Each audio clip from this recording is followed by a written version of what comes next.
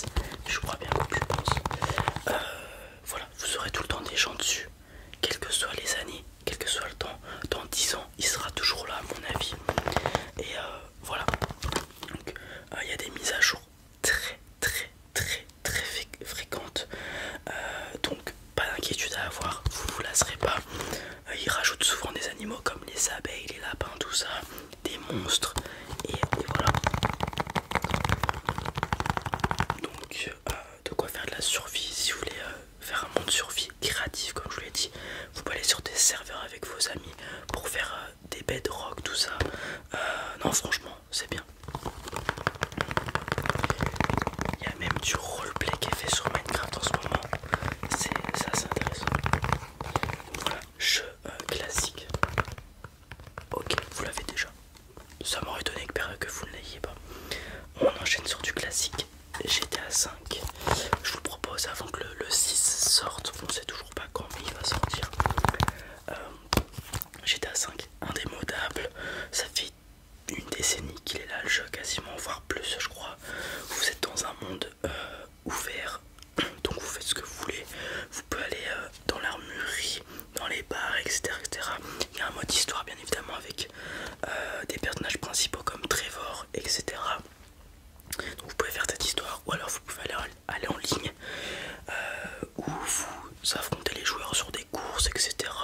Vous pouvez vous foutre sur la gueule en tirant sur des gens au pif, ou juste rouler tranquille sur la map avec des voitures, des supercars que vous pouvez modifier dans les garages.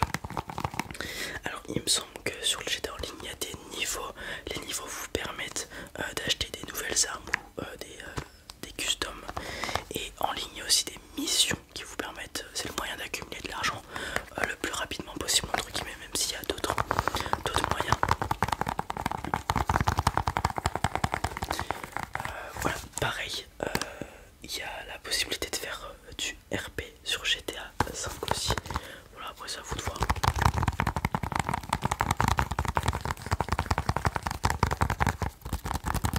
Classique que vous avez aussi, très bien, ça m'aurait étonné. Bon, on va partir sur un jeu un peu différent. Ok, on va rester sur un monde ouvert, mais un monde ouvert Lego. Ok, alors Lego Dimension, qu'est-ce que c'est? Vous avez connu Skylanders ou pas? Voilà, bah je vais dire c'est le même principe. Vous avez un portail avec des personnages Lego comme Gandalf, Batman. Celle-ci c'est la fille du film Lego, je sais même plus comment il s'appelle. Vous avez un portail, vos petits personnages Lego, vous mettez sur un portail, ils apparaissent dans le jeu. Monde ouvert avec des missions, ok. C'est tout ce que je sais sur ce jeu. Voilà, j'y ai pas joué pour être franc avec vous. Mais voilà, si vous voulez jouer avec un neveu, une nièce, un fils, une fille, cousin, cousine, peu importe, vous pouvez jouer à deux dessus. Donc ça peut être intéressant pour faire des liens avec les enfants de votre famille. Ok. Après, si vous êtes fan de Lego, c'est un très bon jeu Lego. Je suppose qu'il y a toujours le même principe que dans les Lego, avec les petites pièces Lego que vous pouvez accumuler pour construire des choses, etc. etc.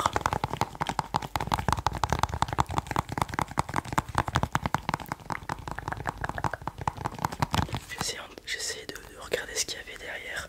Mais apparemment il y a des packs que vous pouvez acheter. Donc le pack aventure, explorer un nouveau niveau avec plus de missions. Le pack héros, agrandissez votre collection avec de nouveaux héros et leurs pouvoirs. Le pack équipe, quand vous avez besoin de renforts, appelez vos amis. Ok. On kiffe pas trop. Ok. Dans ce cas là je vais vous proposer mon jeu préféré sur la Xbox One, le jeu auquel j'ai le plus joué, qui m'a procuré beaucoup d'émotions. Alors pas d'émotions dans le sens l'histoire est belle ou je ne sais quoi, mais tout simplement Call of Duty Advanced Warfare.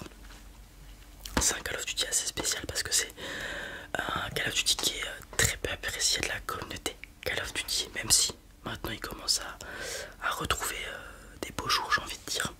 C'est le premier à avoir incorporé un exosquelette. Qu'est-ce que c'est un exosquelette? Vous le voyez sur le personnage juste là.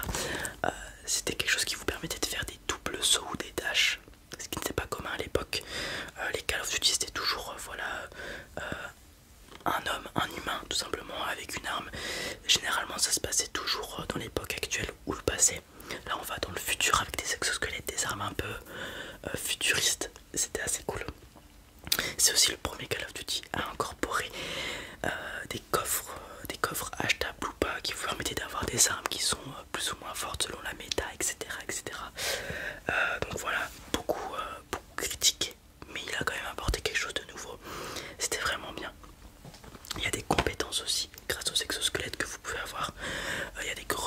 le fait de pouvoir rester dans les airs, être invisible, etc. etc.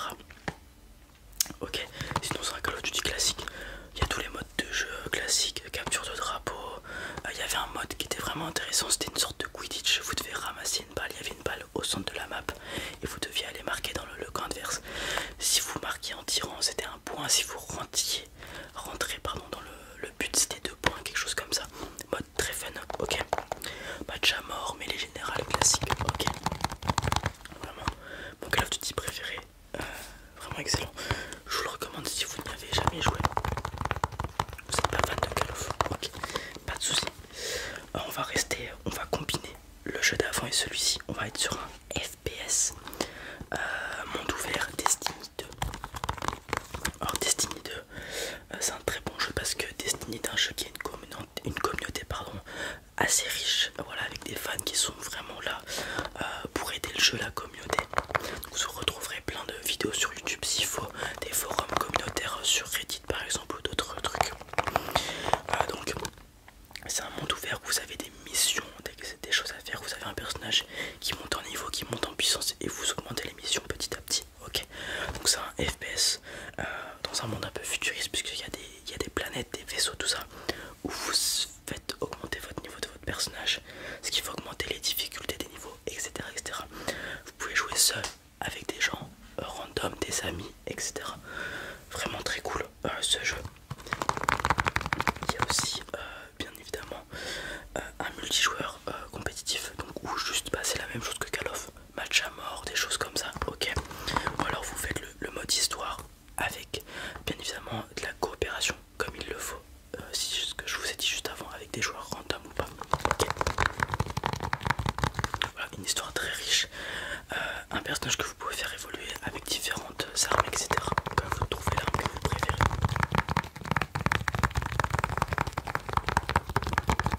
Vraiment très bon jeu. Ok, il vous intéresse pas trop, très bien. On va passer sur le deuxième jeu qui m'a fait kiffer la Xbox One. On est sur Overwatch. Alors si la boîte est différente de celle que je vous ai présentée avant, c'est parce que c'est l'origine édition. Ok, donc c'était un peu l'édition premium lorsque le jeu est sorti. Ça vous donnait une boîte en métal avec 2 personnages charismatiques du jeu, Tracer et puis Faucher, Reaper en anglais. Overwatch c'est un FPS pareil, mais avec des personnages qui ont des capacités différentes.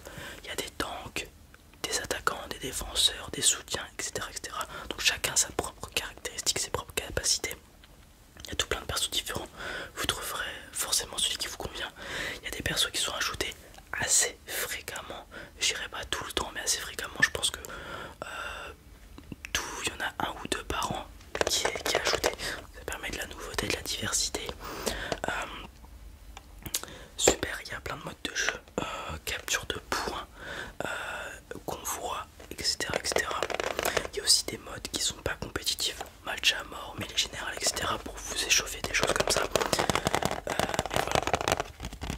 C'est un jeu un peu, j'ai pas envie de dire en mode cartoonesque, mais ça on dirait plus de l'animation. Ok, la patte visuelle, la patte graphique est différente d'un Destiny ou d'un Call of Duty comme je vous ai présenté avant, qui sont plus vers le réalistique.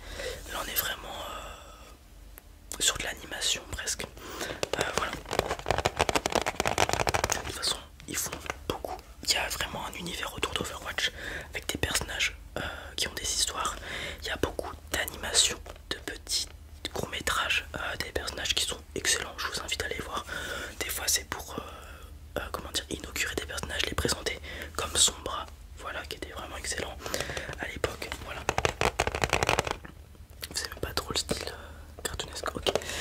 Dans le FPS vraiment réalistique, parce que je crois que je vous ai accroché avec le FPS, on va voir Rainbow Six Siege. Ça c'est un FPS de dur à cuire. Un côté terroriste, un côté SWAT, raid, tout ça, ok. Le but, il y a une bombe qui est amorcée, le raid doit la désamorcer et les terroristes doivent la faire péter, ok. Donc la défendre. Vraiment pareil, il y a des personnages avec des capacités, soutien, attaquant, etc. etc. Mais c'est vraiment réalistique, hein. Vous allez voir, les décors sont vraiment bien faits, etc. Et ça c'est compétitif. Vous aimez la compétition,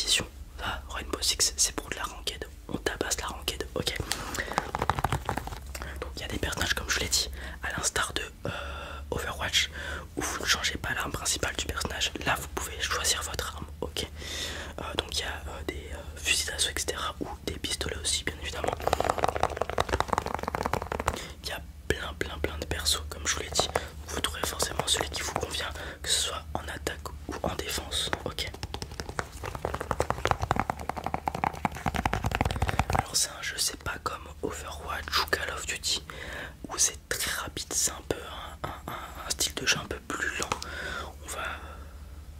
C'est très réalistique en fait, on va vraiment jouer sa vie dans le jeu parce que c'est du 4 contre 4, non 5 contre 5 excusez-moi.